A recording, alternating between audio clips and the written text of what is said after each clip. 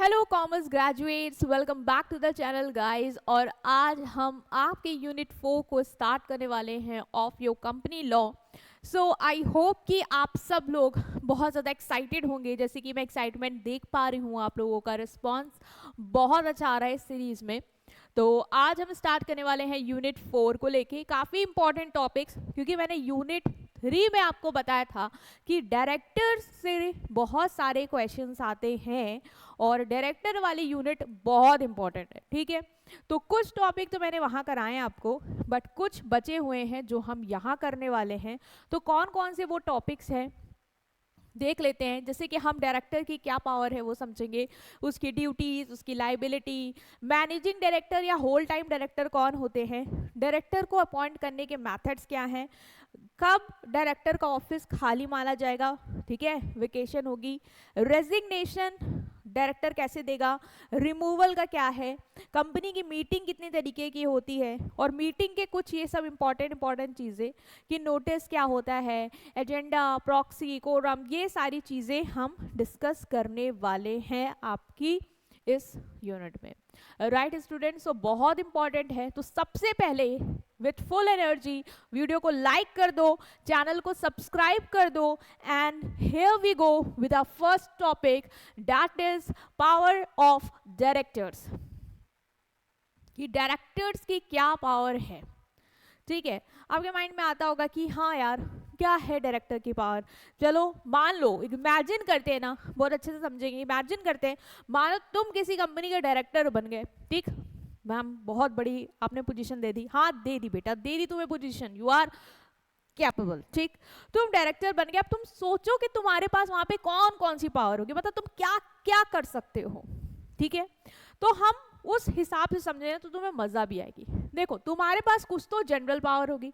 General power मतलब साधारण, मतलब कोई बहुत ही ऐसी पावर जो हाँ डे टू डे मर्रा में तुम्हें लग रहा है कि हाँ यार, मेरे को ये अथॉरिटी होनी चाहिए ताकि मैं डे टू डे डिसीजन वगैरह कर ले जाऊं। ठीक है, तो board of director has the power to do all the act and take all the decision that company itself is authorized to do. मतलब बेटा, कंपनी तो खुद से डिसीजन लेगी नहीं, मतलब कंपनी की बिल्डिंग क्या डिसीजन ले लेगी? No ma'am, board of directors ही लेंगे कंपनी के लिए। तो कंपनी को जो भी डिसीजन लेने through out the day, through out it's life time, ठीक है, कंपनी को जो भी लग रहा है कि उसको डिसीजन लेने हैं, काम करना है, वो तुम कंपनी के लिए कर सकते हो, वो तुम्हारे पास पावर है।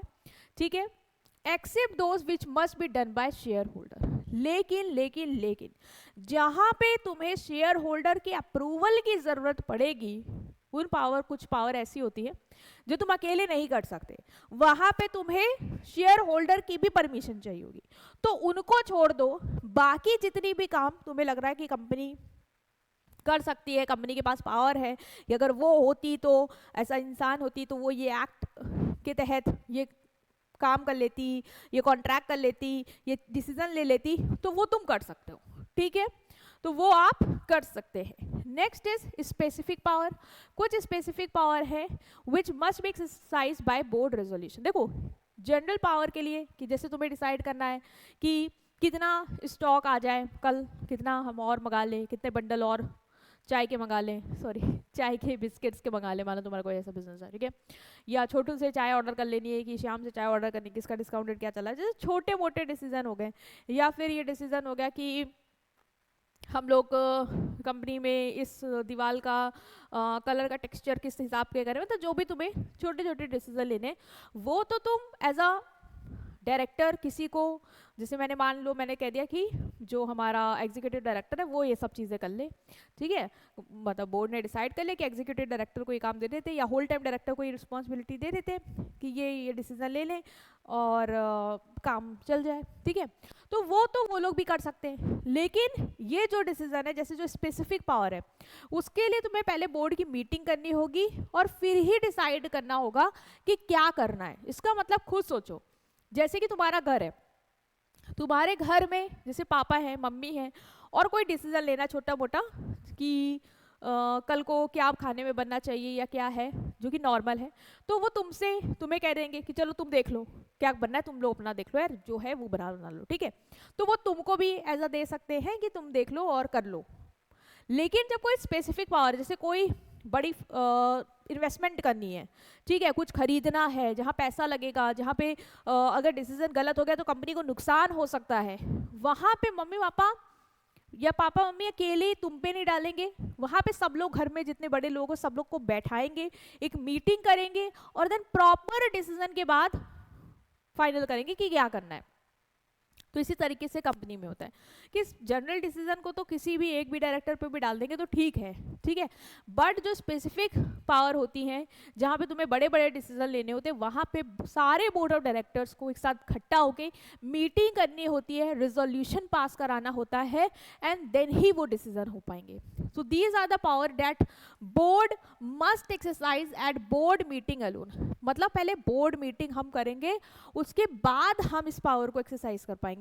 मतलब अकेले हम किसी डायरेक्टर को ये पावर नहीं दे देंगे कि तुम डिसाइड कर लो कि शेयर पे कितना पैसा मंगाए इस बार, तुम डिसाइड कर लो कि कौन सी बिल्डिंग या कौन सा एक्सपेंशन की ब्रांच हम खोलें। नहीं, एक बंदा नहीं डिसाइड करेगा, पूरा बोर्ड बैठ के मीटिंग करके प्रॉपर डिस्कशन करके रिजोल्यूशन पास करके डिसाइड करेगा, ठीक है। अब मैम स्पेसिफिक पावर कौन कौन सी होती है जरा वो बता दीजिए। जैसे कि power to make call on share, ये बड़ी डिसीजन है कि हमें शेयर पे कितना पैसा मंगाना है। Deciding when share holder must pay the remaining share money. जैसे 10 रुपए का शेयर था, मैंने 6 रुपए मंगा लिया, 4 रुपए मंगवाने हैं, तो हमने मीटिंग कंडक्ट करी ये डिसाइड करने के लिए कि हम कैसे और कब शेयर होल्डर से ये पैसा मंगवाया जाए। तो यहाँ पे आप एक डायरेक्टर पे नहीं डाल सकते, ठीक है। जनरल पावर एक पर्सन डायरेक्टर भी कर लेगा तो ठीक है क्योंकि छोटा डिसीजन है, बट स्पेसिफिक पावर एक में नहीं बल्कि सारे बीओडी बैठ के मीटिंग करके डिसाइड करेंगे। पावर टू इशू सिक्योरिटी, जिसे शेयर डिबेंचर, तुम्हें क्या लगता है शेयर डिबेंचर इशू करना, ये डिसाइड करना बहुत ही छोटा डिसीजन है कि एक ही होल टाइम डायरेक्टर है मैनेजिंग डायरेक्टर पे थोप दिया और वो कर लेंगे? नहीं, मीटिंग करनी पड़ेगी। तो ये स्पेसिफिक पावर है, पूरा बोर्ड बैठेगा और फिर वो अप्रूव करेगा कि फ्रेश डिबेंचर इशू करने हैं या शेयर इशू करने हैं या कैसे करना है।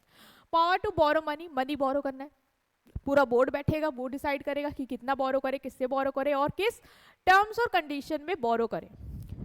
Power to invest company fund, जैसे कंपनी का फंड इन्वेस्ट करना हमें, ठीक है, कंपनी का जो पैसा है सरप्लस में उसको हमको कहीं लगाना है, तो बोर्ड बैठ के मीटिंग करके ये चीज डिसाइड करेगा।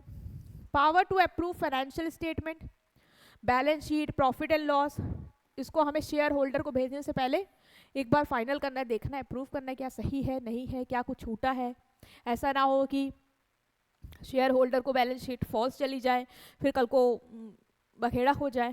तो हम पहले बैठ के डिस्कस करके एक निष्कर्ष निकालेंगे, अप्रूव होगा सबके तरफ से, then we will finalise.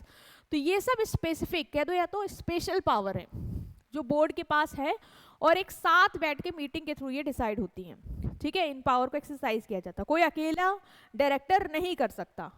Appointment की मैनेजर पर्सन, सीईओ को अपॉइंट करना है, कोई मैनेजर को, कंपनी के सेक्रेटरी को अपॉइंट करना है, तो सब बैठ के डिसाइड करेंगे। डिक्लेयर इंटरिम डिविडेंड, जैसे हमें इंटरिम डिविडेंड, कंपनी का डिविडेंड, देखो इंटरिम डिविडेंड बेसिकली जो साल के अंदर कभी भी वो कर सकते हैं वो होता है इंटरिम डिविडेंड, और एक होता है फाइनल डिविडेंड। फाइनल डिविडेंड क्या, जब साल खत्म हो जाएगा उसके बाद वो डिविडेंड डिक्लेयर किया जाता है कि पूरे साल में हमें जो भी बना उसके बाद हम डिसाइड करेंगे हमें फाइनली क्या करना है। इंटरिम डिविडेंड, मान लो साल में कभी बहुत ज़्यादा प्रॉफिट हो गया, हमने डिसाइड किया कि हाँ यार अब ये बटना चाहिए सब में, ठीक है, तो द इंटरिम डिविडेंड। तो ये लोग वो भी डिसाइड करते साथ बैठ के कि क्या टाइमिंग करना है, कब दिया जाए, क्या रेट पे दिया जाए। Open bank account and sign contract, bank account जिसे कोई ओपन करना है कंपनी के नाम पे, एग्रीमेंट करनी है, मेजर कॉन्ट्रैक्ट करने हैं, तो ये सब बोर्ड मतलब क्या, पूरा डायरेक्टर्स का मीटिंग करके बोर्ड ऑफ डायरेक्टर सब लोग मिलके, एक ग्रुप ऑफ डायरेक्टर मिलके ये सब डिसाइड करते हैं और स्पेसिफिक पावर को एक्सरसाइज करते हैं। तो सिंपल है, जो जनरल पावर है बेटा वो तुम्हारी रूटीन वर्क से रिलेटेड, डिसीजन से रिलेटेड हो सकते हैं, मतलब रूटीन डिसीजन से रिलेटेड हो सकते हैं, डे टू डे से रिलेटेड हो सकते हैं, और ये सभी या फिर एक भी पर्सन कर सकता है। मतलब ऐसा नहीं है कि एक डायरेक्टर नहीं कर सकता, एक डायरेक्टर जो काबिल है उसको देके ये करवा सकते हैं। लेकिन जो स्पेशल पावर होती हैं या स्पेसिफिक पावर होती हैं, ठीक है, जो तुम्हारी स्पेसिफिक, इसका यही होता है, चलो एक मिनट, जो तुम्हारी स्पेसिफिक पावर होती है उसमें क्या होता है, स्पेसिफिक पावर में पूरा जो बोर्ड है वो बैठ के डिसाइड करेगा कि हमें क्या करना, और इसमें सारे बिग डिसीजन होंगे, मतलब मेजर डिसीजन होते हैं जहाँ पे सब लोग को बैठ के मीटिंग करके ही डिसाइड करना होता है। जैसे बड़े बड़े कॉन्ट्रैक्ट्स, पैसा कहाँ इन्वेस्ट करना है, शेयर कैसे इशू करने हैं, डिविडेंड कितना डिक्लेयर करें इंटरिम, ठीक है। तो जो भी मेजर हैं, सीईओ को अपॉइंट करना है, सीएफओ को अपॉइंट करना है, वो सब पूरा बोर्ड बैठ के मीटिंग करके लेगा। तो ये पावर दो टाइप की समझ में आई, एक जनरल और एक स्पेसिफिक। इसके अलावा जो पावर है उनके पास वो है जिसमें उनको शेयर होल्डर का अप्रूवल चाहिए होता है, power that need share holder approval. मतलब कुछ पावर ऐसी होती है जिसमें बीओडी खुद से सब डिसाइड नहीं कर सकते, शेयर होल्डर्स की भी रजामंदी चाहिए होगी, ठीक है। वो सब तो डायरेक्टर बैठे और डिसाइड कर लिया कि कितना इन्वेस्ट करना है, कहाँ करना है, किसको अपॉइंट करना है, ठीक है, कितना शेयर इशू करना है, डिबेंचर कैसे इशू करना है, कितना पैसा बोरो करना है, वो सब तो तुम लोगों ने डिसाइड कर लिया, शेयर होल्डर को नहीं पूछा। लेकिन कुछ ऐसे डिसीजन है जिसमें तुम्हें शेयर होल्डर को भी पूछना होगा और उसकी अप्रूवल लेनी होगी।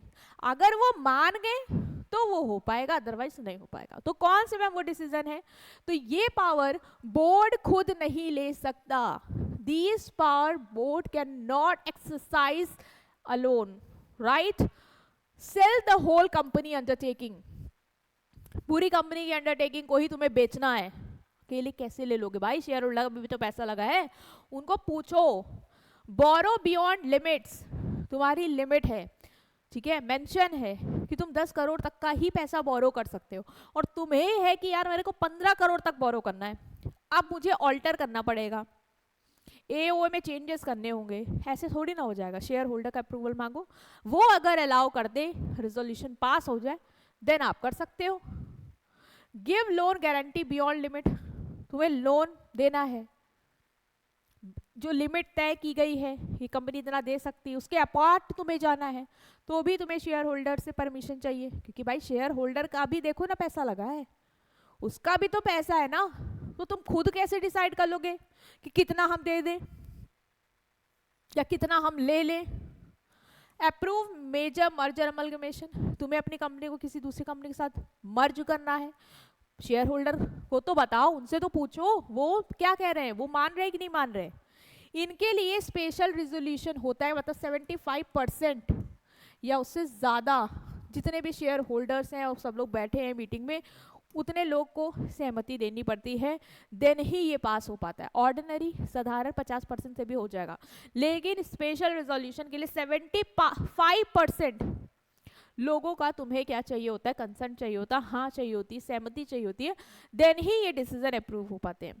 तो ये सारे के लिए जो भी है बोर्ड अकेले नहीं ले सकता, मीटिंग में डिसाइड नहीं कर सकते खुद ही कि हमने डिसाइड कर लिया कि हम कंपनी की अंडरटेकिंग बेच रहे हैं, या हमने डिसाइड कर लिया कि हम लिमिट के बियॉन्ड बोरो कर रहे हैं, या लोन ले रहे हैं या दे रहे हैं, नहीं। शेयर होल्डर से आप पूछिए, if they permit then you can, okay. Next आता है आपका कि ड्यूटीज क्या है। तो पावर में कंफ्यूज मत होना, हमने देखो 3 देखी हैं, जनरल, स्पेसिफिक और ऐसी पावर जहाँ पे तुम्हें शेयर होल्डर की परमिशन चाहिए होगी, ठीक। अब हम आ रहे हैं ड्यूटीज ऑफ डायरेक्टर, कि डायरेक्टर्स की क्या ड्यूटीज हैं, मैम इनका क्या रहेगा कि हाँ मुझे ये करना है, मेरी रिस्पॉन्सिबिलिटी है, मेरी जिम्मेदारी है कि एज अ डायरेक्टर मुझे ये काम करना है। क्योंकि पावर तो तुमने देख ली कि तुम सब कुछ डिसाइड कर सक रहे हो, है ना, कंपनी में कहाँ से पैसा आना है, कहाँ से जाना है, ठीक है, कितना शेयर इशू करें, कितना डिबेंचर, कितना डिविडेंड दें, कहाँ इन्वेस्टमेंट करें, सब तो तुम कर रहे हो कंपनी के बिहाफ पे। तो कंपनी की तरफ तुम्हारी जिम्मेदारी भी तो होगी ना, जिम्मेदारी होगी ना। पहली है duty to act in a good faith, duty to act in a good faith, बहुत बड़े डायरेक्टर क्या करते हैं, उनको लगता है कि कंपनी के नाम पे हमारे पास पावर है, जहां हम साइन करेंगे वहां कॉन्ट्रैक्ट पास, तो क्यों ना हम अपना फायदा देखते हैं और बढ़िया इस कंपनी से अपने फायदे से पैसा निकालते हैं, शेयर होल्डर से पैसा रेज करते हैं, कंपनी के नाम पे पैसा आएगा और पैसे को यूज करके अपनी लाइफ बढ़िया करते हैं। तो ऐसा नहीं कर सकते आप। आपको एक ऑनेस्टी के साथ, एक लॉयल्टी के साथ काम करना है, मतलब in the best interest of company. जैसे मान लो तुम्हारे पास दो कॉन्ट्रैक्ट है, कॉन्ट्रैक्ट ए, कॉन्ट्रैक्ट बी। कॉन्ट्रैक्ट ए तुम्हारा भाई का कॉन्ट्रैक्ट है, ठीक है, तुम्हारी कंपनी को मान लो स्टील्स वगैरह चाहिए, मैन्युफैक्चरिंग कर रही है, कुछ कंस्ट्रक्ट कर रही है, तो तुमने देखा कि हाँ मेरे भाई की तो स्टील की कंपनी है, तो क्यों ना मैं अपने भाई से कॉन्ट्रैक्ट कर लेता हूँ। तुम्हारा भाई हाई प्राइस चार्ज कर रहा है और क्वालिटी भी उतनी अच्छी नहीं दे रहा, क्वालिटी ओके ओके है। एक है बी, बी वाला जो बंदा है वो यार स्टील की क्वालिटी मस्त दे रहा है, बढ़िया दे रहा है, और उसका प्राइस भी अफोर्डेबल है, तुम्हारे भाई के कंपैरेटिव वो सही दे रहा है रेट, है ना, इतना लूट नहीं रहा है। तुमने सोचा डायरेक्टर कौन है, मैं, डिसाइड कौन करेगा, मैं, तो फिर एक काम क्यों ना करूं, मैं अपने भाई को कॉन्ट्रैक्ट दे देता हूं। तो क्या ये तुमने कंपनी के हित में अच्छा किया है? क्या ये कंपनी के इंटरेस्ट में बढ़िया था? तुमने कंपनी का पैसा जहां बचा सकते थे तुमने बचाया? नो मैम, हमने तो अपने भाई के बारे में सोचा। तो क्या तुम ऑनेस्ट थे, कंपनी के टूवर्ड लॉयल थे? नो मैम, बिल्कुल नहीं थे। इसका मतलब तुम गुड फेथ में नहीं थे कंपनी के साथ, तुमने कंपनी के इंटरेस्ट के बारे में नहीं सोचा, तुमने शेयर होल्डर का पैसा जो है उसके बेस्ट यूटिलाइजेशन के बारे में नहीं सोचा। अगर तुम पैसा बचाते तो कल को शायद डिविडेंड और ज्यादा बढ़ सकता था, प्रॉफिट और बढ़ सकता था, बट तुमने वो नहीं किया, तुमने तो अपना सोचा। तो आप ऐसा नहीं कर सकते। आपकी ये ड्यूटी है कि आप एक गुड फेथ में काम करें, ठीक है, कंपनी के लिए जो बेस्ट है वो करो as a director. Next is duty to act with due care and skills. Director must take care, use proper judgment, apply knowledge and experience and avoid careless decision. तुम डायरेक्टर हो, तुम्हें knowledge है इसीलिए director बने हो, तुम अपनी skill का पूरा यूटिलाइजेशन करो।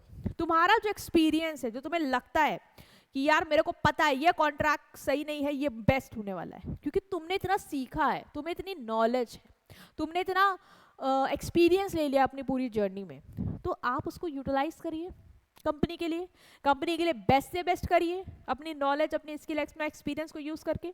जहां डिसीजन लेने हैं वहां बारीकी से डिसीजन लो कि यहाँ हम क्या 1 रुपए भी बचा सकते हैं, 1 रुपए बचेगा तो हम उससे इन्वेस्ट करके कहाँ पे ले जा सकते हैं, मतलब समझो। तो तुम अपना केयरफुल तरीके से चीजों को करो, केयरफुल डिसीजन लो। ऐसा नहीं कि मेरा पैसा थोड़ी ना, तो मैं कुछ भी कर लेता हूँ, कोई भी डिसीजन ले लेता हूँ, रैंडम कुछ भी उठा के कर लो यार, मेरे को क्या, नहीं। You have to be very careful, right? So this is also your duty, that is to duty to act with due care and skill. Next is duty to avoid conflict of interest. मतलब director can not use his position for personal benefit, family gain, related party advantage. ये याद रखो, जैसे मैंने तुमको अभी example दिया था कॉन्टैक्ट ए बी वाला, तुमने अपने भाई के बारे में सोचा, अरे यार तुम फैमिली के बारे में सोच क्या रहे हो? तुम अपनी पोजीशन का ये इस्तेमाल इसलिए नहीं कर सकते हो कि कल को मैं इस कॉन्ट्रैक्ट में एंटर करता हूँ, इससे मेरा 50 लाख का कॉन्ट्रैक्ट है, 3-4 लाख अपने पास इकट्ठा करता हूँ और कोई बढ़िया सी थोड़ा पैसा अपना डाल के कार खरीद लेता हूँ। ये कौन सी बात होगी? तो अपने फायदे के लिए काम कर रहे हो? नहीं ना, आप अपने फायदे के लिए थोड़ी ना काम कर रहे हैं, आप अपनी फैमिली के बेनिफिट के लिए थोड़ी ना काम कर रहे हैं कि तुम देख रहे हो कि कंपनी को टेंडर देना, चलो यार मैं देखता हूँ मेरे परिवार में कौन बिजनेस इसी लाइन में, उसको दिलवा देता हूँ। ये नहीं करना है आपको, ठीक है।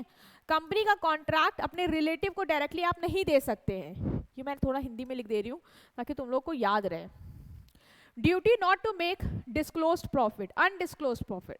कोई भी तुमने प्रॉफिट बनाया, ठीक, तो तुम कंपनी को बताओ कि ये प्रॉफिट मैंने बताया, कंपनी को दे दो वो प्रॉफिट, छुपाओ मत और अपनी जेब में मत रखो, ठीक। ये तुम्हें लग रहा है इस कॉन्ट्रैक्ट से ये पैसा मेरे को मिल रहा है, तो तुमने सीक्रेट प्रॉफिट बना लिया अपनी पोजीशन को यूज करके और कंपनी को रिटर्न नहीं किया। ये नहीं करेंगे आप। आपकी ड्यूटी है कि आप पहली बात तो कोई भी छुपा हुआ प्रॉफिट ना बनाए और जो भी प्रॉफिट बनाए वो आप कंपनी को सौंप दें।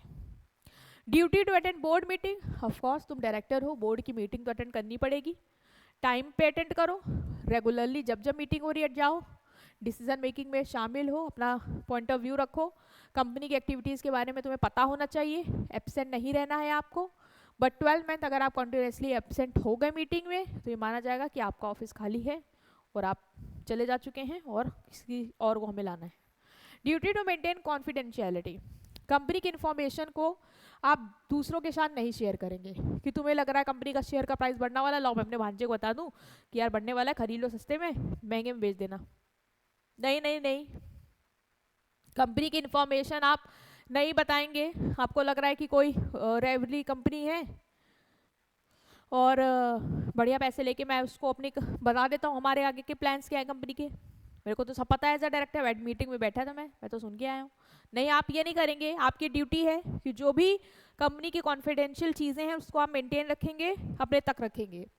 Duty to follow the company act and AOA, article of association में और कंपनी के एक्ट में बहुत सारे रूल्स या रेगुलेशन हैं, ठीक है, वो आप फॉलो करेंगे। कंपनी एक्ट को फॉलो करेंगे, एमओए को फॉलो करेंगे, आर्टिकल को, बोर्ड के रेजोल्यूशन को। तो आपको एज अ डायरेक्टर भाई ये सब बेसिक चीज़ें हैं जो भी कहते हैं हॉली बुक्स हैं एक तरीके की, वो सब आपको फॉलो करनी है कंपनी की। कंपनी का एक्ट, कंपनी के एक्ट के तहत जो भी कहा गया है कि क्या लीगल है क्या लीगल है, आपको देखना है, उसी तरीके से डिसीजन लेने हैं। एओए में जो भी लिमिट्स डिस्क्राइब्ड हैं, जो भी इंटरनल के लिए रूल्स एंड रेगुलेशन बने हैं, एमओए में जो भी चीज़ें बताई गई हैं कि बिजनेस का ऑब्जेक्ट ये है, इस पर्पस के लिए ही हम बिजनेस करेंगे, तो उसको मेंटेन करके आपको चलना है।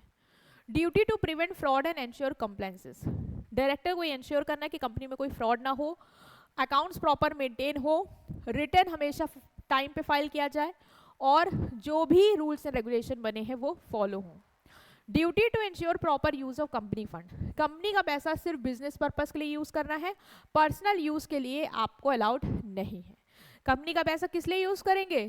बिजनेस पर्पस के लिए, पर्सनल के लिए नॉट अलाउड, कि तुम अपने लिए कार खरीद रहे हो, नहीं अलाउड है, बिजनेस के लिए यूज करना है, ठीक है। तो ये सारी आपकी क्या है, ड्यूटीज हैं। तो ड्यूटीज आपको याद रखनी है कि सबसे पहले duty to act in a good faith, duty to act with due care and skill, duty to avoid conflict of interest, duty to make undisclose profit, duty not to make undisclose profit, ठीक है। Undisclosed profit आपको नहीं बनाना है, जो भी बनाओगे बता दोगे। Duty to attend board meeting, duty to maintain confidentiality, duty to follow the company act and AOA, duty to prevent fraud, duty to ensure proper use of company fund. तो ये सब आपकी एज अ डायरेक्टर जिम्मेदारियां भी रहेंगी। मैंने तुम्हें power बताया, तुम तो उछल पड़े, अरे वाह मैम डायरेक्टर बन के ये सब करने को मिलेगा, अब तो मैं काम करूंगा, अपने दोस्तों को टेंडर दे दिया करूंगा, पैसा मेरे हाथ में रहेगा, मजे से कहीं इन्वेस्ट करके अपना बचाऊंगा। नहीं करना है। ड्यूटी देख ली ना आपने, पकड़े गए सीधा जेल पहुंचोगे तुम, तो कुछ मत करना। लाइबिलिटीज क्या है कंपनी की, सॉरी डायरेक्टर्स की क्या लाइबिलिटीज हैं? ड्यूटी मतलब कि तुम्हारी जिम्मेदारियां हैं जो तुम्हें करना है, दैट दे मस्ट डू, जो तुम्हें करना चाहिए। लाइबिलिटी क्या है? What they are responsible for if something goes wrong. मान लो अगर कुछ गलत हो गया तो उसके लिए तुम जिम्मेदार ठहराए रहोगे, इस बात की तुम्हारे ऊपर क्या रहेगी, लाइबिलिटी रहेगी कि कुछ गलत अगर होता है कंपनी में तो तुम क्या रहोगे, रिस्पॉन्सिबल रहोगे। तो मैम किस चीज के लिए हम रिस्पॉन्सिबल रहेंगे, क्या हमारे ऊपर लाइबिलिटी है एज अ डायरेक्टर, वो बताइए। पहली है contractual liability, director are not personally liable for contract made on the behalf of company. तुम डायरेक्टर हो, तुम कंपनी के बिहाफ पे कॉन्ट्रैक्ट साइन कर रहे हो, तो जो तुमने कॉन्ट्रैक्ट साइन किया क्या उसके लिए तुम जिम्मेदार हो? मैम कंपनी तो आपने बताया था कि सेपरेट लीगल एंटिटी है, तो हम क्यों जिम्मेदार होंगे? कंपनी खुद कॉन्ट्रैक्ट कर रही है अपने नाम पे, हम नहीं होंगे, हमने तो सिर्फ साइन किया है, रिप्रेजेंट किया है। हाँ, तो तुम नहीं होगे unless they sign the contract in their personal capacity. लेकिन अगर वो कॉन्ट्रैक्ट तुमने अपने नाम पे, अपने पर्सनल कैपेसिटी पे साइन किया है, खुद को उसमें रखे, तो फिर तुम जिम्मेदार होगे। अगर तुमने साइन किया as a director if director sign as a director तो कंपनी लाइबल होगी, लेकिन अगर तुमने अपना पर्सनल एज अ पर्सन नाम लिख के साइन किया है तो डायरेक्टर ही लाइबल होगा। फिर तुम ये नहीं कहोगे कि कंपनी जिम्मेदार है। कंपनी क्यों जिम्मेदार है? तुमने वहां लिखा था कि तुम as a director of company sign कर रहे हो, कंपनी को रिप्रेजेंट कर रहे हो, इसके लिए कंपनी जिम्मेदार होगी? नहीं, तुमने तो अपना पर्सनल साइन करा ना, एज अ पर्सन तुमने अपने आप को रिप्रेजेंट कर दिया ना उस कॉन्ट्रैक्ट पे, तो वो तुम जिम्मेदार होगे। तो आपको देखना है कि जब भी आप कॉन्ट्रैक्ट कर रहे हैं वो आप किसके बिहाफ पे कर रहे हैं। कंपनी के बिहाफ पे कर रहे हैं एज अ डायरेक्टर तो कंपनी, और अदरवाइज पर्सनल कर रहे हैं तो फिर आप ही जिम्मेदार होंगे। Liability for ultra vires act. Ultra vires act मतलब क्या? अल्ट्रा वायरस एक्ट मतलब बेटा जो चीजें लिखी हैं, जैसे आर्टिकल एसोसिएशन में लिखा है कि तुम इतनी बोरोइंग कर सकते हो, ये लिमिट है, तुम्हारा दिमाग घुमा, तुमने कहा यार नहीं मैं क्यों मानूं इसको, मैं एक काम करता हूँ मैं और बोरो कर लेता हूँ और उस हिसाब से मैं अपना बिजनेस जो है वो चला लेता हूँ। तो उसके लिए क्या होगा, आप अगर रेजोल्यूशन बाकायदे से पास करवा ले जाओ तब तो तुम थोड़ा बहुत बच भी सकते हो कि सारे बोर्ड ऑफ डायरेक्टर मान गए, रेजोल्यूशन पास हो गया, तब तो ठीक है, तुम कहीं ना कहीं एओए में अपने आप को बचा ले जाओगे। लेकिन अगर एमओए में कुछ लिखा है और तुम उसके भी बियॉन्ड चले गए, तो मैंने कहा कि जब एओए से मैंने रिजोल्यूशन पास कर दिया तो एमओए क्या चीज़ है, पर्पस ही बदल देता हूँ, बिजनेस का पर्पस था ये करना, मैं कुछ और करता हूँ बिजनेस के नाम पे, नहीं कर सकते। एमओए को आप ओवर रूल कर ही नहीं सकते। एओए को कहीं चलो तुम डायरेक्टर्स को एज अ डायरेक्टर तुम शेयर होल्डर को मना के ज़्यादा वोट पास करा के वो सही भी करवा लो कि यार चलो यार सब लोग मान जाओ यार मैंने ज़्यादा बोरो लिमिट कर ली है, अब चलो सब लोग एग्री कर लो यार, तो वो चलो मान गए तो पास हो गया तो चलो ठीक भी है, बच जाओगे वहाँ पे। लेकिन एमओए को अगर तुमने ओवर रूल कर दिया, कंपनी एक्ट को ओवर रूल कर दिया, तो तुम कहीं नहीं बचने वाले। उसे कहते हैं अल्ट्रा वायरस एक्ट, तुम उसको रिवर्स नहीं कर सकते, अभी तुम फंसोगे। तो अल्ट्रा वायरस एक्ट के लिए तुम जिम्मेदार रहते हो। If director do something beyond the power given in company act, MOA and AOA, company act में जो लिखा है तुम उससे भी ऊपर चले गए, एमओए में जो लिखा है तुम उससे भी ऊपर चले गए, एओए में लिखा तुम उससे भी ऊपर चले गए, तो उस केस में तुम क्या होगे, पर्सनली लाइबल होगे, मतलब पर्सनली जिम्मेदार होगे उस चीज के लिए। जैसे कंपनी के एओ में लिखा है कि बोरोइंग अप टू 10 करोड़ हो सकती है, डायरेक्टर ने लेकिन 30 करोड़ बोरो कर लिया और कोई भी अप्रूवल नहीं लिया, तुमने कोई अप्रूवल नहीं लिया और तुम 30 करोड़ तक चले गए, तो तुम इसके लिए पर्सनली लाइबल होगे। ये जो एक्सेस अमाउंट है 20 करोड़ का, ये अब तुम पे करोगे, तुम इसके लिए पर्सनली लाइबल ठहरा दिए जाओगे। तो अल्ट्रा वायरस के लिए भी तुम्हारी लाइबिलिटी रहती है। अगर तुम बियॉन्ड जाते हो किसी चीज़ के बहुत समझदार बन के, तो फिर तुम ही रहोगे जिम्मेदार और तुम्हारे ऊपर ही आएगा सारा पहाड़। Liability for miss statement in prospectus, तुमने प्रोस्पेक्टस इशू किया कंपनी के लिए पैसा रेज करने के लिए शेयर्स होल्डर से, तुमने उसमें गलत गलत चीज़ें लिखी, तुमने बोला कि हमने लास्ट साल 50 करोड़ का प्रॉफिट बनाया था, जबकि तुमने सिर्फ 5 करोड़ का बनाया था, तुम झूठ बोल रहे हो वहाँ पे ताकि तुम पे शेयर होल्डर ट्रस्ट करके पैसा दे दें, तुम मिसलीडिंग स्टेटमेंट बना रहे हो। इस केस में तुम्हें पनिशमेंट मिलेगी, तुम्हें फाइन, तुम्हें जेल जाना सकता है, तुम्हें कहा जाएगा कि इन्वेस्टर का पैसा वापस करो, ठीक। लाइबिलिटी फॉर फ्रॉड, अगर डायरेक्टर कंपनी को चीट करते हैं, कंपनी के फंड का मिसयूज करते हैं, बातें छुपाते हैं, अकाउंट्स को झूठा झूठा दिखाते हैं, उस केस में भी वो पर्सनली लाइबल होंगे और क्रिमिनल चार्जेस उन पे अप्लाई किए जाएंगे। तो देख लो तुम कैसे कैसे जिम्मेदार ठहराए जाओगे, कैसे कैसे तुम्हारे ऊपर लाइबिलिटी डाली जाएगी।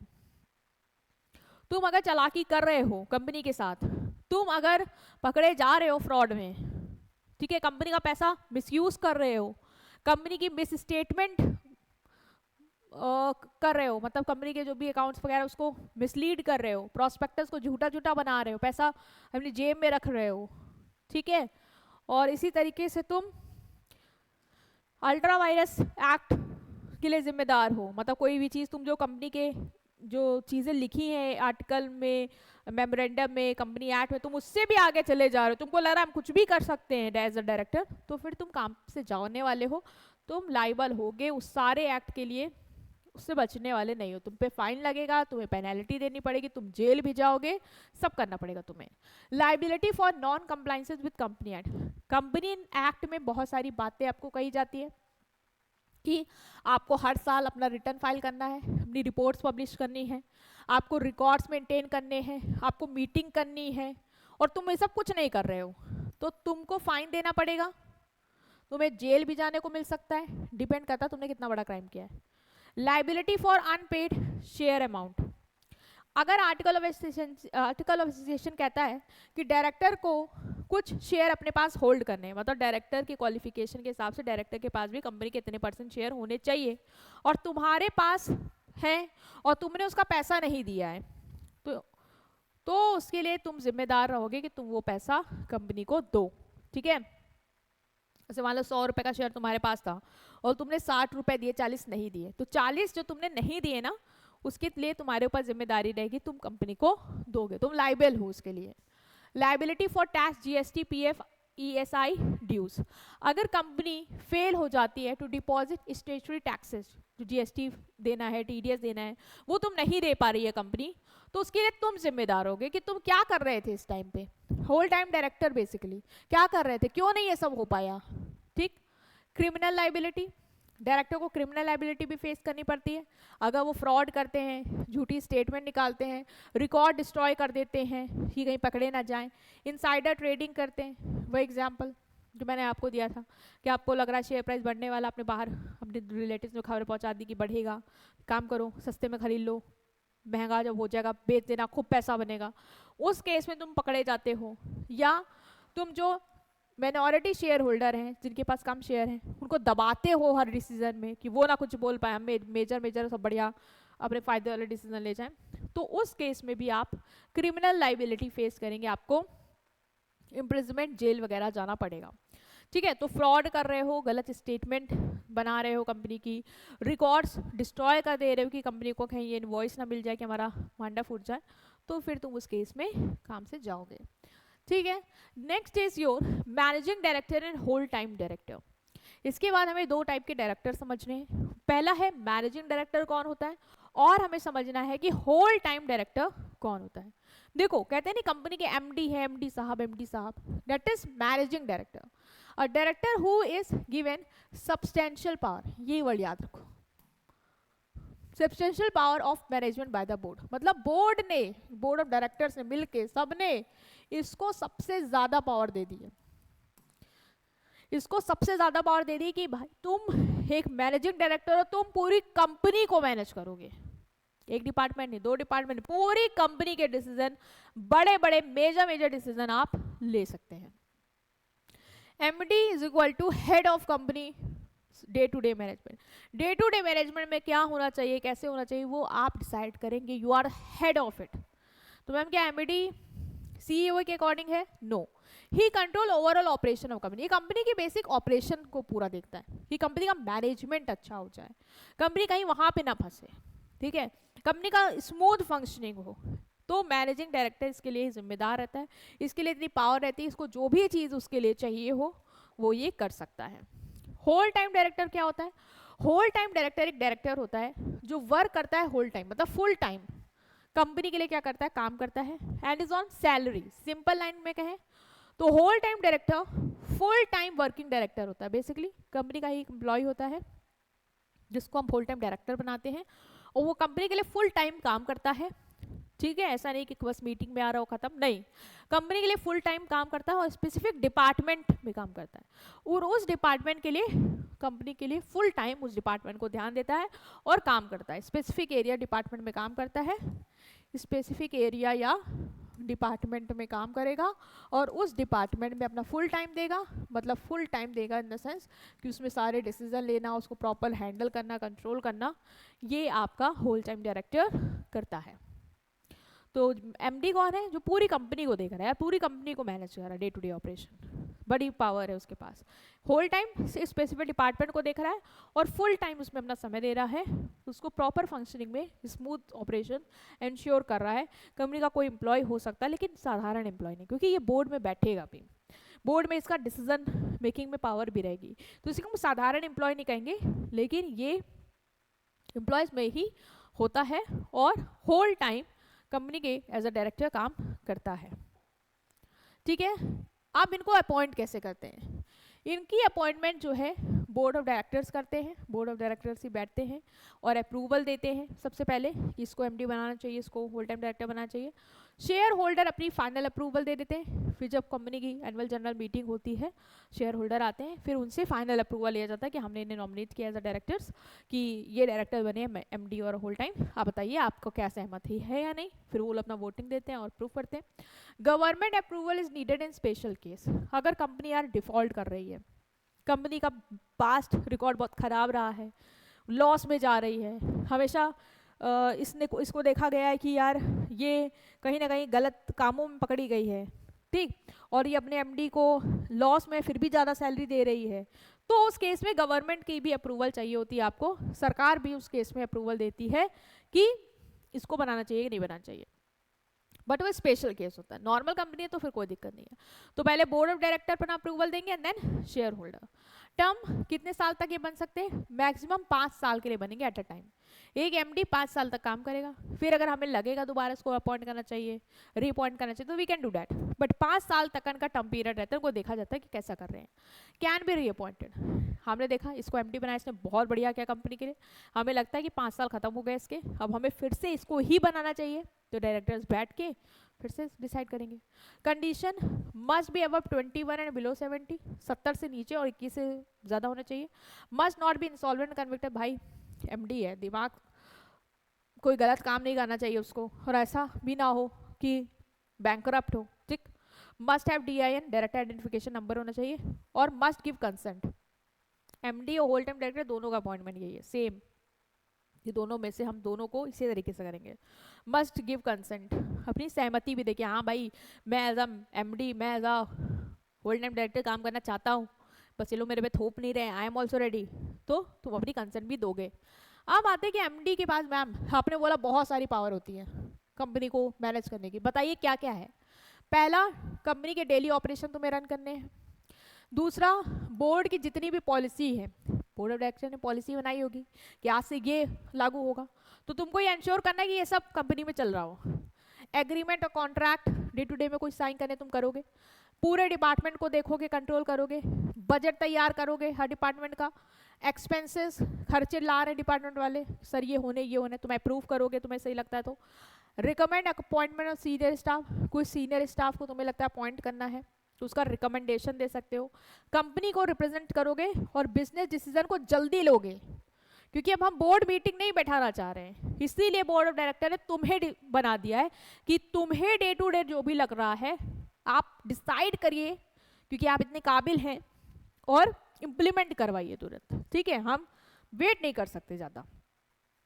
WTD का क्या काम होगा?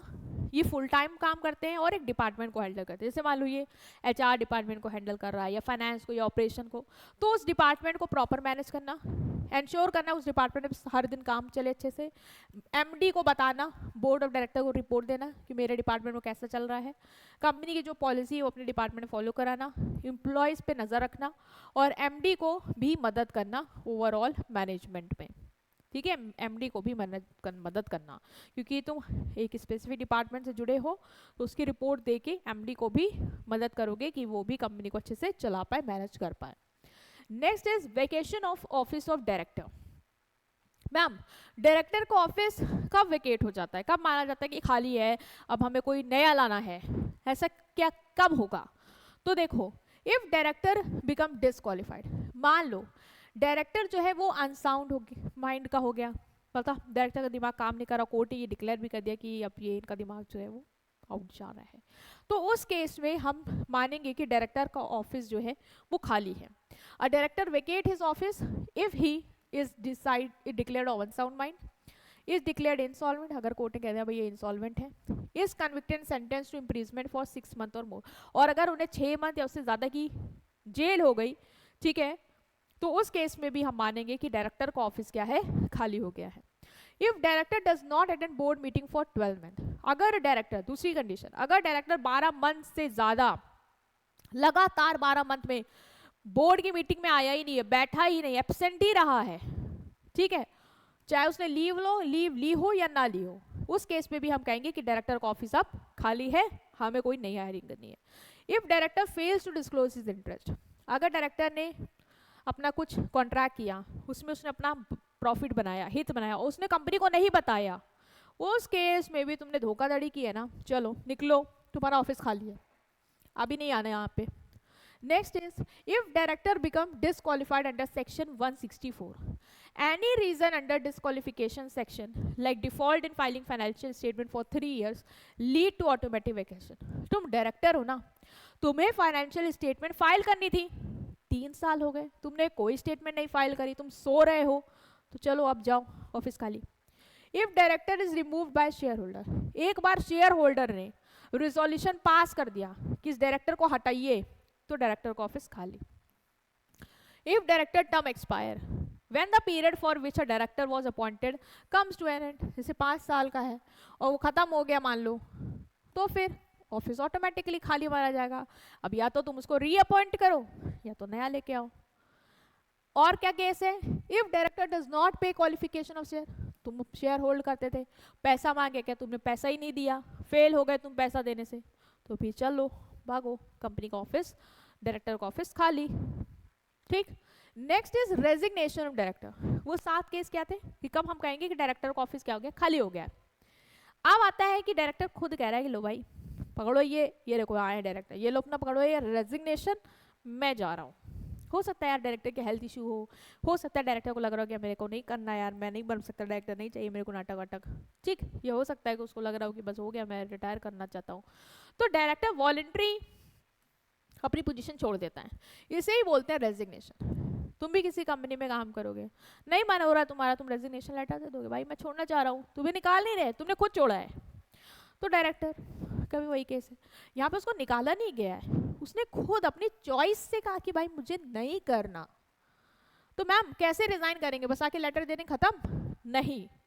डायरेक्टर गिव रिटर्न रेजिग्नेशन, पहले तो लिखित में दो, the director send a written notice to company stating that he is resign, notice देगा कि कंपनी को कि मैं रिजाइन कर रहा हूँ।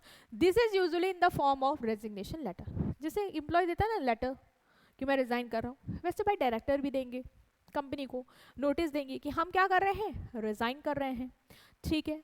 बोर्ड और director take the notice, BOD के पास नोटिस आई, बीओडी नोटिस ले लेंगे, भाई अब डिस्कस करेंगे मीटिंग में, देखो ये रिजाइन कर रहे हैं, ठीक है, इनका रीजन ये है, फॉर्मली रिकॉर्ड करेंगे पूरा मीटिंग में, जो मैन्यूट्स पूरा रिकॉर्ड करेंगे, समझते हैं मैन्यूट्स क्या है, रिकॉर्ड करेंगे कि डायरेक्टर ने मतलब छोड़ दिया है, ये रीज़न है, मतलब डिस्कस कर लिया कि चलो ठीक है ये जा रहे हैं, अब हम क्या करना है, जो सब कुछ मतलब मीटिंग में डिस्कशन चलेगा। कंपनी फाइल फॉर्म DIR 12, इसके बाद कंपनी क्या करेगी, खुद सब कुछ नहीं कि हाँ चलो डायरेक्टर चला गया बस खत्म छुट्टी, नहीं भाई, ROC को बताइए, DIR 12 फिल करिए 30 दिन के अंदर अंदर, उसको बताओ मेरा डायरेक्टर चला गया है। डायरेक्टर भी DIR 11 फाइल कर सकता है, ऑप्शनल है, डायरेक्टर भी अगर चाहे कि उसको भी ROC को बताना है कि उसने छोड़ दिया है तो वो भी DIR 11 भर सकता है, लेकिन ये ऑप्शनल है क्योंकि कंपनी को तो भरना ही भरना है। DIR 12 कंपनी तो बताएगी कि विद इन 10-30 डेज डायरेक्टर छोड़ने के बाद कि भाई वो गया, ठीक है, उसने रिजाइन कर दिया, ROC ये लीजिए हमारी कंपनी में ये चल रहा है, हमारा डायरेक्टर चला गया है, रजिस्ट्रार ऑफ कंपनी, तो वो तो बता ही रही है, तुम बताना चाहो तो बता दो। Effective date, the resignation become effective either from the date specified in the letter or the date the company received the resignation, whichever is earlier। मतलब जैसे डायरेक्टर ने लिखा है मैं 25 नवंबर को छोड़ रहा हूँ, 2025 को छोड़ रहा हूँ कंपनी, और लेटर जो है वो 15 नवंबर 2025 को रिसीव हो गया कंपनी को, तो जो भी डेट पहले हो गई उस डेट में माना जाएगा कि डायरेक्टर जो है वो रिजाइन कर चुका है और रेजिग्नेशन हो गया, उस डेट से 30 दिन के अंदर अंदर तुम्हें ROC को बताना है। रेजिग्नेशन का मैम असर क्या होगा, देखो डायरेक्टर अब बोर्ड का पार्ट नहीं है, डायरेक्टर तो चला गया, अब वो क्या डिसीजन में शामिल होगा, अरे वो तो छोड़ गया है, क्या वो लाइबल होगा इवेंट के लिए, जो रेजिग्नेशन के बाद जो चीजें हो रही कंपनी में डिसीजन लिए जा रहे, क्या उसके लिए जिम्मेदार होगा, नहीं मैम अब क्यों होगा, लेकिन जो एक्शन तुमने अपने टर्म में किए थे, अगर कल को जाके उन एक्शन से कोई नुकसान हुआ तो तुमको बुलाया जाएगा, तो तब तुम जिम्मेदार होगे, तो तुम बचोगे नहीं, ठीक। तुमने सोचा मैंने धोखा कर दिया है, चलो कल्टी मारता हूँ, रिजाइन कर देता हूँ, कल को तो कंपनी मेरे को पूछेगी नहीं, क्यों नहीं पूछेगी, फ्रॉड किया था ना, कंपनी आपको बुलाएगी, आपको बताएगी। रिमूवल ऑफ डायरेक्टर, रिमूवल मतलब डायरेक्टर को फोर्स किया जाता है कि अपना ऑफिस आप छोड़िए before the end of his term. This is done by share holder not by board. यहाँ पे बोर्ड नहीं डायरेक्टर को फोर्स करेंगे कि तुम अपना ऑफिस छोड़ो और जाओ, नहीं, शेयर होल्डर का आता मर्जी सटक ली। उन्होंने बोला कि आप अपना ऑफिस खाली करिए और आप जाइए, 5 साल नहीं, अभी आप जाइए। हु कैन बी रिमूव्ड, कैसे रिमूव कर रहे हैं? शेयर होल्डर रिमूव करेंगे। Any director appointed by share holder, any director appointed by board, but they can not remove. मतलब शेयर होल्डर किसको रिमूव कर सकते हैं? वो डायरेक्टर जिसको उन्होंने अपॉइंट किया, वो डायरेक्टर जिसको बोर्ड ने अपॉइंट किया। लेकिन ये लोग उन डायरेक्टर को नहीं अपॉइंट कर सकते जो इंडिपेंडेंट डायरेक्टर हैं, जिसको ट्रिब्यूनल ने अपॉइंट किया था। ये देखने के लिए इंडिपेंडेंट डायरेक्टर पढ़ाया था ना, याद है कि नहीं याद है? इंडिपेंडेंट डायरेक्टर कौन होता है?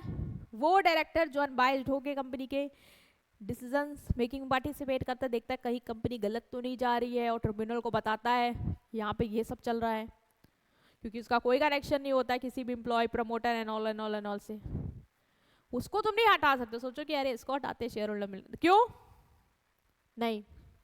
Director appointed through proportional representation. Bank ने अपने रिप्रेजेंटेटिव अपॉइंट किया था तुम्हारे यहाँ देखने के लिए, भाई 50 लाख करोड़ का तुम्हें लोन दिया, कहीं तुम धोखाधड़ी ना कर दो, तो उसको हटा दोगे? नहीं हटा सकते। तुम इनको हटा सकते हो, शेयर होल्डर आप इनको हटा दीजिए।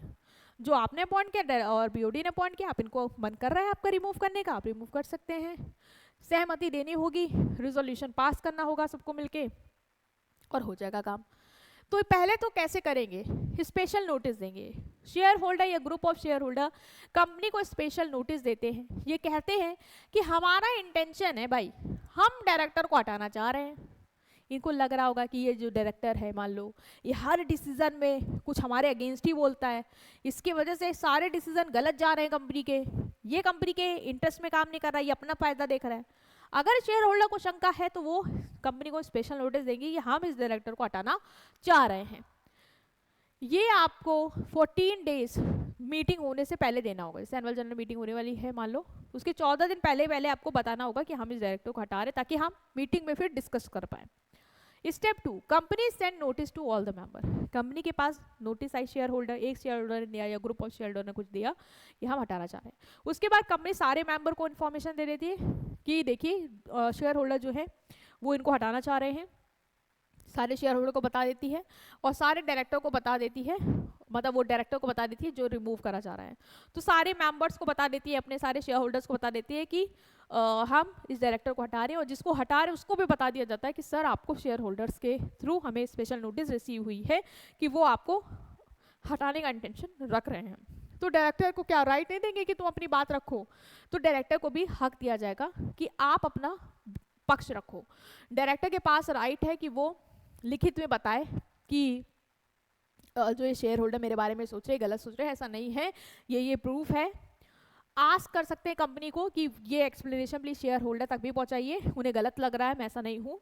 मीटिंग में भी जब होगी तब भी अपनी बात रख सकते हैं शेयर होल्डर के सामने, हो सकता है बात बदल जाए, ठीक है, तो उनको पूरा मौका दिया जाएगा। फिर जनरल मीटिंग होती है, ईजीएम या एजीएम। ईजीएम या एक्स्ट्रा ऑर्डिनरी मीटिंग, अगर लग रहा है कि जल्दी हटाना है तो हमें ईजीएम बीच में करनी पड़ेगी, फिर एनुअल जनरल मीटिंग कर लेंगे। शेयर होल्डर जो है वो फिर वोट करते हैं, डायरेक्टर अपनी बात रखता है रिटर्न में, पहले भेजा भी गया, सबको बताया भी गया, फिर भी मीटिंग में भी उसको बोलने का हक दिया, शेयर होल्डर कन्विंस करने का हक दिया। अब शेयर होल्डर का कन्विंस हो गए तो ठीक, और अगर नहीं हो गए तो फिर वो वोट करेंगे।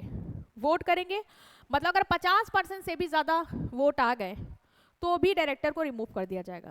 अगर मेजॉरिटी भी फेवर में है कि नहीं भाई हटाओ इनको, नहीं इनको रिमूव ही करो, तो फिर डायरेक्टर रिमूव हो जाएगा, फिर कोई दिक्कत नहीं है, डायरेक्टर चला गया, रिमूव कर दिया गया, हटा दिया गया। अब आरओसी को बताएंगे कि नहीं बताएंगे? आरओसी तो हमारी कंपनी के पापा हैं, उनको तो बताएंगे। DIR 12 भरेंगे फिर से फॉर्म और आरओसी को बता देंगे कि इस डायरेक्टर को हमने क्या कर दिया, रिमूव कर दिया है। रिमूवल का मैम असर क्या आएगा?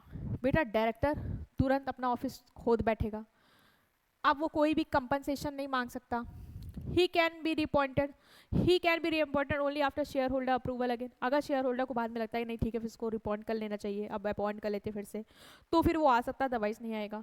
कंपनी अपॉइंट कर सकता है and the director in his place. अब भाई वो तो हटा दिया आपने, अब उसकी जगह कौन काम करेगा, तो कंपनी ने कहा हम किसी और को इनकी जगह अपॉइंट करेंगे, ठीक है, ताकि हम वो पोजीशन खाली ना रहे। आप कुछ कुछ तुम्हारे कंपनी की मीटिंग्स के टाइप्स पे आएंगे और कंपनी की मीटिंग के कुछ एलिमेंट्स, दैट्स इट। तो कंपनी की मीटिंग के टाइप्स कौन कौन से हैं? देखो, बोर्ड मीटिंग होती है एक। बोर्ड मीटिंग कौन सी होती है? वो मीटिंग जो डायरेक्टर्स जो कंपनी के होते हैं उनके बीच में मीटिंग होती है, उसे कहते हैं बोर्ड मीटिंग। किसके बीच में होती है? Directors of the company. They are held to take important business decision. भाई डायरेक्टर बैठे हैं तो बड़े बड़े डिसीजन लेने के लिए बैठे होंगे ताकि हम कंपनी को मैनेज कर पाए। Every company must hold at least 4 board meeting. Ma'am कितनी होनी चाहिए? बेटा एक साल में कम से कम 4 बोर्ड मीटिंग आपकी होनी होनी है। और जो गैप है एक मीटिंग का दूसरी मीटिंग के बीच में वो 120 दिन से ज्यादा नहीं होना चाहिए, ठीक। Only director attend this meeting, share holder do not participate. Board meeting है तो सिर्फ डायरेक्टर ही अटेंड करेंगे। Typical matter in board meeting include approving budget. Ma'am क्या क्या डिस्कस होता है? बजट अप्रूवल, शेयर को इशू से रिलेटेड डिसीजन, कितना पैसा बोरो करना है, एमडी या होल टाइम को अपॉइंट करना तो उससे रिलेटेड डिसीजन, कंपनी की फाइनेंशियल स्टेटमेंट को अप्रूव करना, मतलब बड़े बड़े डिसीजन जो है वो बोर्ड ऑफ डायरेक्टर मिलकर करते हैं। तो बोर्ड मीटिंग इसके बीच में होती है, बोर्ड ऑफ डायरेक्टर के बीच में होती है, शेयर होल्डर को नहीं बुलाते। जो भी बड़े बड़े डिसीजन है जैसे कंपनी की फाइनेंशियल स्टेटमेंट को अप्रूव करना, एमडी या मैनेजिंग डायरेक्टर या होल टाइम डायरेक्टर का अपॉइंटमेंट से रिलेटेड डिसीजन, शेयर इशूज करने से रिलेटेड, पैसा कितना बोरो करना उससे रिलेटेड डिसीजन, बड़े बड़े डिसीजन बोर्ड बैठ के लेता है। इसमें कब कब होगी मैम? बेटा ये एटलीस्ट 4 बार तो होनी चाहिए पूरे साल में, और 2 मीटिंग के बीच में 120 दिन का गैप होना चाहिए। बस इतना याद रखो, दैट्स इट। बोर्ड मीटिंग इतनी काफी है, sorted. Next is AGM, annual general meeting. Annual general meeting बेटा वो मीटिंग होती है शेयर होल्डर की जो एक बार हर फाइनेंशियल ईयर में होती है, ठीक है। एनुअल जनरल मीटिंग अलाउ करती है शेयर होल्डर को कि वो कंपनी की परफॉर्मेंस को रिव्यू करे और इंपॉर्टेंट डिसीजन ले। तो ये शेयर होल्डर की होती है, शेयर होल्डर को बुलाया जाता है और उनकी एनुअल जनरल मीटिंग में उनको ये राइट दिया जाता है कि आप कंपनी की परफॉर्मेंस को देखिए, रिव्यू करिए और मेजर मेजर डिसीजन में पार्टिसिपेट करिए। जैसे उसमें था नहीं कि जहाँ पे तुम्हें शेयर होल्डर का अप्रूवल चाहिए, कि तुम्हें शेयर होल्डर का अप्रूवल, मैंने अभी क्या बताया था, किस किस चीज़ में तुम्हें शेयर होल्डर की अप्रूवल चाहिए तभी तुम पावर एक्सरसाइज कर सकते हो। मैम उसमें था कि कंपनी को अगर हमें अंडरटेकिंग को अगर हमें बेचना है, हाँ, अगर मैम हमें बोरिंग लिमिट्स एक्सीड करना है, हाँ, तो उस केस में तुम्हें शेयर होल्डर का अप्रूवल चाहिए, हाँ। तो उस कैसे मिलेगा? एजीएम होगा जहाँ पे शेयर होल्डर आएंगे साल में एक बार और वो कंपनी की परफॉर्मेंस रिव्यू करेंगे और उस तरीके के डिसीजन को लेंगे। In an AGM share holder approve the financial statement. Ma'am काम क्या करते हैं? फाइनेंशियल स्टेटमेंट बेटा ये भी देखते हैं कंपनी ने कितना प्रॉफिट कमाया, लॉस, उसको अप्रूव करना। डिविडेंड डिक्लेयर करना, बोर्ड डिसाइड करता है पहले कितना डिविडेंड देना है, शेयर होल्डर को बताया जाता है हम इतना डिविडेंड साल में देखिए स्टेटमेंट है देंगे, तो ये अप्रूव करते हैं कि हाँ ठीक है। अपॉइंट ऑडिटर, ऑडिटर को अगर अपॉइंट करना है कि भाई ऑडिटर आए, भैया हमको नहीं समझ में आ रही फाइनेंशियल स्टेटमेंट, ऑडिटर को बुलाइए, ऑडिट करके दे, हमें फिर प्रूफ चाहिए पूरा, कर सकता है। डायरेक्टर को इलेक्ट करना, कंपनी की प्रोग्रेस पे डिस्कशन करना, ठीक, ये सब ये करते हैं एजीएम में। Company must hold the AGM with in 6 month of end of financial year खत्म हो गया उसके विद इन 6 मंथ तक एजीएम होनी ही होनी है ताकि हम डिस्कशन कर लें। और जो गैप है 2 एजीएम के बीच में वो 15 मंथ से ज्यादा का नहीं होना चाहिए, ठीक है। जैसे 2025 तुम्हारा खत्म हो गया 31 मार्च को, तो तुम्हें जो एजीएम करनी है वो 6 मंथ, इसके बाद 6 मंथ के अंदर अंदर कर लेनी है, ठीक है, ताकि तुम 2025 का जो भी डेटा है वो डिस्कस कर लो। नेक्स्ट इज मतलब 2000 उधर से अप्रैल से और 24 से इधर पूरा 25-31 तक। एक्स्ट्रा ऑर्डिनरी जनरल मीटिंग क्या होती है? That is EGM. An extra ordinary general meeting is the meeting of share holder held to discuss urgent matter, can not wait until the AGM. देखो एजीएम होगा तो शेयर होल्डर आएंगे तब तो discussion होगा, लेकिन कुछ ऐसे मैटर है जो मुझे अभी डिस्कस करने हैं यार, मैं नहीं वेट कर सकती एजीएम हो उसके बाद हम डिस्कस करें, हमें अभी करना है, शेयर होल्डर को बुलाओ, तो हम क्या करेंगे? एक्स्ट्रा ऑर्डिनरी जनरल मीटिंग कर लेंगे, ठीक है। लेकिन ये स्पेशल और क्रिटिकल बिजनेस केसेस में ही होंगे जिसमें भाई शेयर होल्डर का हमें इमीडिएट अप्रूवल चाहिए, ताकि भाई शेयर होल्डर आइए, आप अप्रूवल दीजिए, ताकि हम गाड़ी को आगे बढ़ाएं, क्योंकि हम वेट नहीं कर सकते। अगर हम वेट करेंगे तो हमें कंपनी को नुकसान होगा। तो हम ईजीएम बुला के शेयर होल्डर को बुला लेते हैं। कॉमन इश्यूज जो हम ईजीएम में डिस्कस करेंगे वो क्या होगा, जिसे हमें डायरेक्टर को रिमूव करना है, कंपनी का नाम बदलना है, तो हम वेट नहीं कर सकते, आप आइए हम डिस्कस करते हैं। एमओएओ में कोई चेंजेस करने हैं, कंपनी का मर्ज करना है, उसका अप्रूवल चाहिए, कोई मेजर अर्जेंट डिसीजन है जिसके लिए हमें इमीडिएट शेयर होल्डर का अप्रूवल चाहिए, तो हम एक्स्ट्रा ऑर्डनरी मीटिंग करके उनको बुला के डिस्कस कर लेंगे। क्लास मीटिंग क्या होती है? Class meeting are held with particular class of share holder such as preference share holder, debenture holder. मतलब जैसे कि मुझे पर्टिकुलर क्लास सिर्फ प्रेफरेंस शेयर होल्डर की मीटिंग करनी है, तो मैंने सिर्फ उनको बुलाया, उनके साथ मीटिंग करी। वो क्या है? उस क्लास की मीटिंग। मुझे सिर्फ डिबेंचर होल्डर के साथ मीटिंग करनी है, सबको नहीं बुलाना मुझे, तो मैंने डिबेंचर होल्डर को बुलाया, उनके साथ मीटिंग करी। वो है क्लास मीटिंग, उस क्लास के साथ बस। These meeting are conducted when company need concern from specific class whose right may be affected. जैसे प्रेफरेंस शेयर होल्डर का मुझे डिसाइड करना था इतना डिविडेंड, इतना परसेंट, कुछ शिफ्ट करना है, जो भी चेंजेस करने, और मुझे लग रहा है इससे उनको ही फर्क होगा, इक्विटी को उनसे क्या लेना देना, तो मैंने सिर्फ उसको ही बुला के जब मीटिंग करी तो होती क्लास मीटिंग। ठीक है, सिर्फ उस मैटर के लिए जो पर्टिकुलर क्लास से रिलेटेड है। जैसे मुझे इशू का टर्म चेंज करना है या कुछ डिसीजन और लेने हैं, उसके लिए मुझे इनका अप्रूवल चाहिए, तो मैं उनको ही बुला के सिर्फ मीटिंग करूंगी, दैट इज क्लास मीटिंग। इसके बाद कुछ छोटी छोटी चिंदी चिंदी चीज़ें हैं जो मीटिंग से रिलेटेड तुम्हें पता होनी चाहिए, वो डिस्कस करके वाइंड अप करेंगे। पहला है notice. Notice is official written communication send to member और director informing that meeting will held. जैसे जब मीटिंग होने वाली होती है ना, तो नोटिस भेजी जाती है सारे डायरेक्टर को, सारे शेयर होल्डर को कि मीटिंग होने वाली है। तो क्यों मैं मीटिंग के लिए इन्फॉर्मेशन देते हैं बेटा? तो उसमें तुम बताओगे ना किस तारीख को होगी, कब वो उनको आना है, किस समय पे होगी, कहाँ पे होगी, क्या डिस्कस किया जाएगा। जैसे एजीएम के लिए 21 डेज पहले तुम्हें नोटिस देनी होती है सारे शेयर होल्डर को। बोर्ड मीटिंग के लिए तुम्हें 7 दिन पहले डायरेक्टर्स को बताना होता है, क्योंकि तभी तो सब रेडी हो पाएंगे, तभी तो आ पाएंगे, सभी सब समय निकाल पाएंगे। अदरवाइज सब कहेंगे अरे आपने एकदम अचानक से बताया, हम कहाँ से आ जाएं। तो नहीं, नोटिस देती है पहले। एजेंडा, एजेंडा में क्या होता है? मीटिंग में क्या क्या डिस्कस होगा, क्या क्या टॉपिक्स होंगे, उसकी जो लिस्ट होती है कि इस मीटिंग में आज हम ये डिस्कस करेंगे, वो होता है एजेंडा। एजेंडा मतलब लिस्ट ऑफ मैटर जो हम डिस्कस करेंगे। हेल्प करता है, क्या हेल्प करता है? हेल्प करता है पार्टिसिपेंट को कि वो प्रिपेयर करे, ठीक है, प्रिपेयर रहे, कि मीटिंग ऑर्गेनाइज रहे, और इंश्योर करता है जो भी इंपॉर्टेंट टॉपिक्स हैं वो मीटिंग में डिस्कस हो, कवर्ड हो। प्रॉक्सी क्या होता है? प्रॉक्सी एक पर्सन होता है जो जनरल मीटिंग को अटेंड करता है on the behalf of share holder. जैसे तुम अपने क्लास में प्रॉक्सी लगा देते हो, तुम नहीं गए, तुम्हारा दोस्त ने अटेंडेंस लगा दी, तो वैसे ही मीटिंग में, जनरल मीटिंग में शेयर होल्डर की जगह जब कोई दूसरा पर्सन चला जाता है, शेयर होल्डर को रिप्रेजेंट करता है, क्योंकि शेयर होल्डर नहीं आ पाया मीटिंग में, वो किसी और को भेज देता है अपनी जगह कि यार तुम मेरे जगह चले जाओ, तुमको जो सही लगे वोट दे देना, तो वो होता है प्रॉक्सी। तो कंपनी में मीटिंग में ये भी टर्म आता है कि प्रॉक्सी कौन है। मैम इसके इंपॉर्टेंट पॉइंट बता दीजिए। प्रॉक्सी जो है वो अटेंड करेगा और वोट करेगा। बेटा एक मिनट, एक इंपॉर्टेंट कॉल आ रही है, बस 2 मिनट लगेगा, वेट।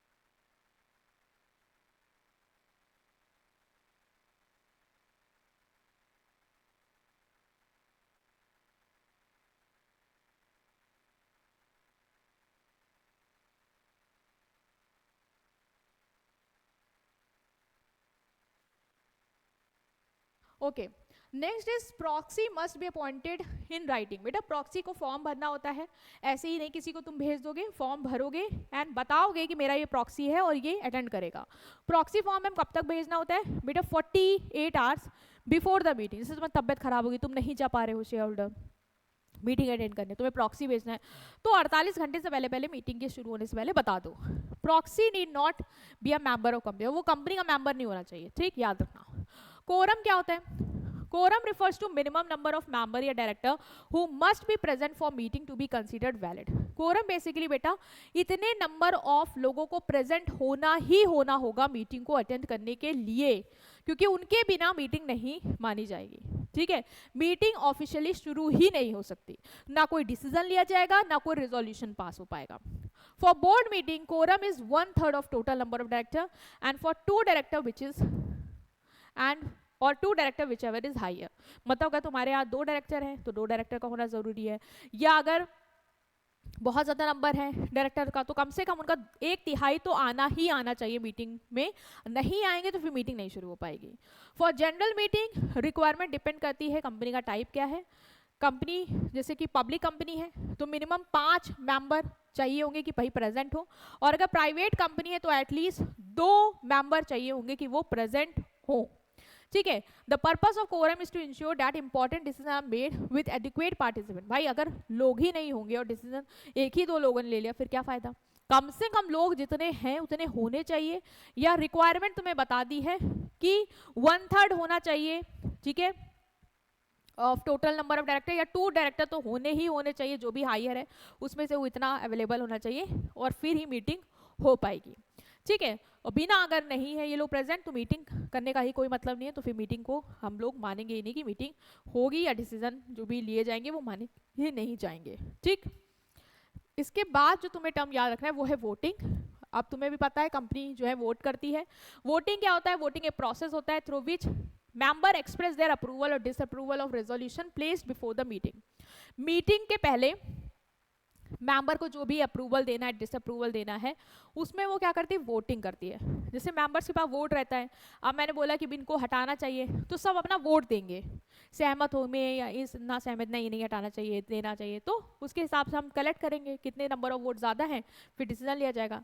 तो मैम कैसे वोट दे सकते हैं? या तो हाथ खड़ा कर देंगे, क्या आप लोग सहमत है कि इनको हटाना चाहिए? तो जैसे कि 50% से ज़्यादा लोगों ने हाथ खड़े कर दिए तो हमें समझ में आ गया हाँ भाई फेवर में जा रहा डिसीजन। ई वोटिंग भी करा सकते हैं, या फिर जैसे कि पोस्टल बैलेट जो है वो भी कर सकते हैं, डिपेंड करता है कि कंपनी का क्या रूल है, किस तरीके से वो वोटिंग कराती है। In show of hand each person physically present, अगर हैंड शो करने वाला आप सिस्टम रखते हैं तो सबको फिजिकली आना पड़ेगा भाई, तभी तो हाथ खड़ा करेंगे। अगर पोल वाला है तो वोट काउंट कर सकते हैं according to the number of share held, कि कितने उनके पास शेयर हैं। वोटिंग इंश्योर करता है कि डिसीजन जो कंपनी का है वो मेजॉरिटी विल के साथ लिया गया है, क्योंकि सबके पास वोटिंग राइट है एज पर देयर शेयर, तो सबकी सहमति के साथ हमने डिसीजन लिया है, वोटिंग हुई है। रिजोल्यूशन क्या होता है? रिजोल्यूशन मतलब formal decision passed at the company meeting. Company की मीटिंग में जो हम डिसीजन पास करते हैं वो होता है रिजोल्यूशन। जैसे वोटिंग हुई फिर जो भी डिसीजन फाइनल हुआ पास किया गया उसको हम कहेंगे कि ये रिजोल्यूशन है। तो रिजोल्यूशन रिप्रेजेंट करता है collective will of all the member and director and become legally binding once approve. तो ये क्या रिप्रेजेंट करता है कि कलेक्टिव विल क्या है सारे मेंबर की, ठीक है। कलेक्टिवली सबने क्या चीज बोली कि हाँ ये चीज होनी चाहिए और उस तरीके से उसको हम अप्रूव करेंगे, क्योंकि जब सबने वोट किया तो इसका मतलब सबने ये चाहा कि ये होना चाहिए, तो ये क्या हो गया? Resolution. They are mainly 2 type होते हैं, एक ऑर्डिनरी रेजोल्यूशन एक स्पेशल, ठीक। ऑर्डिनरी रेजोल्यूशन बेटा सिंपल मेजोरिटीज होता है, अगर 50% से भी ज़्यादा लोग जो है उन्होंने वोट कर दिया तो इसका मतलब ऑर्डिनरी रेजोल्यूशन पास हो गया, ठीक है। डेली रूटीन मैटर के लिए होते हैं कि डायरेक्टर को अपॉइंट करना है ऑडिटर को इसके रिलेटेड। स्पेशल रेजोल्यूशन में कम से कम 75% अप्रूवल आपको चाहिए होता है। जैसे कि अगर मैं एमओए चेंज करना है, आर्टिकल एसोसिएशन चेंज करना है, बड़े बड़े मैटर हैं, कंपनी का नाम बदलना है, शेयर कैपिटल को रिड्यूस करना है, तो उस केस में बेटा आपको 75% से ज़्यादा का अप्रूवल चाहिए होगा, या इतना तो चाहिए होगा ताकि आप इम्प्लीमेंट कर पाओ अपने डिसीजन को।